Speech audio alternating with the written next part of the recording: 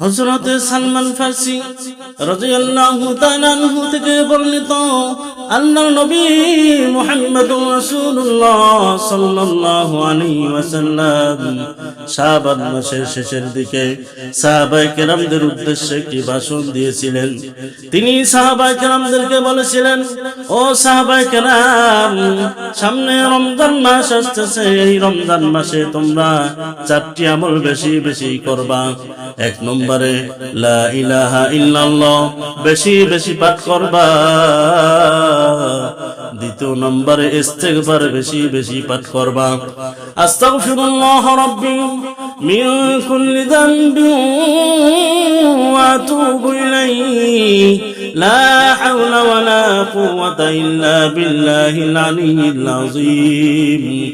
অথবা আস্তাগফিরুল্লাহাল্লাযী লা ইলাহা ইল্লা হুয়াল হাইয়ুল কাইয়্যুম ওয়া আতুবু ইলাইহি।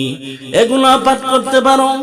তৃতীয় নম্বরে আল্লাহ তাআলার কাছে বেশি বেশি জান্নাত চাবা। আল্লাহ তাআলার কাছে বেশি বেশি জান্নাত চাবা। আল্লাহুম্মা আসআলুকাল জান্নাহ, এই রকম ভাবে জান্নাত আল্লাহ তাআলার কাছে চাইতে থাকবা। চতুর্থ নম্বর আমল হিসাবে আল্লাহ তাআলার কাছে বলবা, আল্লাহ জাহান্নাম থেকে আমাদেরকে মুক্তি দেন। অতএব জাহান্নাম থেকে আল্লাহ তাআলার কাছে মুক্তি চাইবা। বলবা আল্লাহুম্মা আজরিনা মিনান নার, আল্লাহুম্মা আজরিনি মিনান নার।